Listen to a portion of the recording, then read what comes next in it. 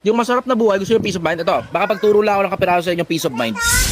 Ang tagal na panahon, hinahanap ko yung peace of mind na yun eh. Dalawa pala factor niyan. Una, lahat ng problema mo resolbahin mo. Dapat lahat ng problema mo resolbado agad-agad. Kasi pag dinelay mo, magkakapatong-patong eh. Ganun na nangyayari doon sa iba eh, kaya nabobombahan eh. Kasi pwede ka namang magtabi sana at pwede mo sanang bayaran yung kung ano man na ibang dapat mong nabayaran nung A15. Pero pinilit mo na at 30 lahat, ayan, nabombahan ka tuloy, tas inubos mo lang yung pera nung A15. Tapos, yung pangalawang factor, sobrang importante. Kasi kahit anong resolba ang gawin mo rito sa una, kung wala itong pangalawa, wala pa rin kwenta. Una, resolbahin mo lahat. Pangalawa, huwag mong problemahin yung problema ng iba. Diretso, huwag mo talagang problemahin yung problema ng iba dahil di mo naman problema yung problema ng ibang tao eh. Kung hindi mo naman responsibilidad yung tao na yan, ba't mo po problemahin yung problema nila? Nangutang sa'yo, pinautang mo, tanga ka, hindi ka na binayaran, tas yung pera pala, kailangan mo pala para sa matrikula ng anak mo. Huwag ka magpapautang ng perang kailangan mo rin. Kung yung pera, kailangan mo pala at maiipit ka pala, huwag mo papautang sa iba para pagkatiwala sa kanila at abisuhan ka pang bibigyan ka ng tubo. Puta, huwag ka maging gahaman sa pera. Mas malaki yung mawawala sa'yo kapag yung puhunan ng nawala. Yung tubo, okay lang, napalampasin mong hindi tumubo yung pera mo eh. Pero yung mismong pera mo, kailangan mo, tas nawala. O di nga, ikaw ngayon ang tagahabol at mukhang tanga.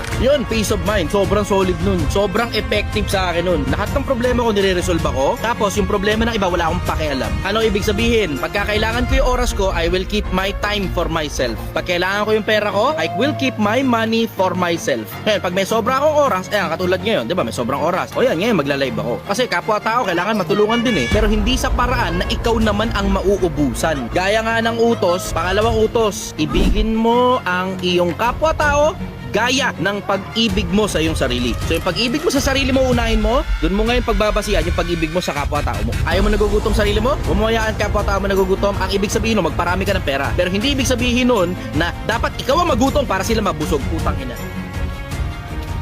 Huwag kang maghintay ng napakarami pong naipundar bago ka mag-enjoy. Kasi baka matapos mo mag-ipon, namatay ka na, bukas iba ang mamana, iba ang mag-enjoy. So kaya may naipon ka, kay wala, kaya marami, kay konti, learn how to enjoy the day. At ang nakakatuwa po, mga kapatid, bawat budget may katapat na nabibili. Nakita nyo, kung hindi totoo yan, bakit yung mga ang liit-liit ng kita, buhay pa rin?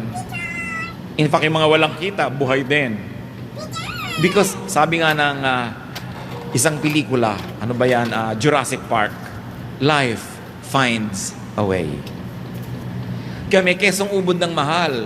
Pwede kang gumastos ng 10,000 pesos sa isang pirasong keso, no? Meron din naman na ubod ng mura kasi nipis ng blade. Pag humangin, habol-habol mo ang keso mo. Pero keso pa rin, di ba? May tinapay na ang mahal-mahal, may ang mura-mura, may laman pa sa loob ng nyog. Okay, may laman pampalaman na kulay-pulay, mga lumang tinapay din yun na dinurog at kinulayan. Bawat budget may katapat. Yun ang mga mahilig magpa-food spa, may food spa pa na 20 pesos. Hindi ko na lang alam kung sa kaning baboy ibinababad yung paa mo, pero food spa rin.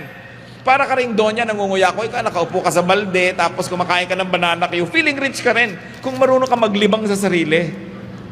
Merong spa na 3,000, meron 199 full body massage pa, no? Langis lang nga na pinagprituhan ng hasa-hasa ang ilalagay sa'yo, pero langis pa rin yun, dudulas pa rin yung masahe. So may katapat ang lahat. Sabi nga nila, pusali man ay may katapat na langit. So tatanda mo yan, pusali man ang kalagayan mo, may katapat kang langit, marunong ka lang tumingin. Napakahalaga, nag-e-enjoy tayo niyan. So, babaan ang kaligayahan, hindi laging tinatasan. At ang pinakamahirap niyan mentally, alam niyo kung masyado kayong marunong, halos wala na kayong makausap. So paminsan-minsan, magpapanggap ka ring mangmang ka para ka matawa ng malakas. Kasi ang mga mangmang, mas masasaya. Mas malalakas tumawa, yung mabababa ang IQ. Uy, pinigil ang mga tawa. Diba? Mas tawanan yung mga nonsense ang usapan. Ginagaranti ako sa'yo, hampasan pa, gulungan. Sigurado walang kalatoy-latoy ang pinag-uusapan nito. Pero, masaya. Di ba ang mahalaga at the end of the day, masaya ka. Pero siyempre, binabalance mo rin yan. Pero pinag-uusapan natin, how do you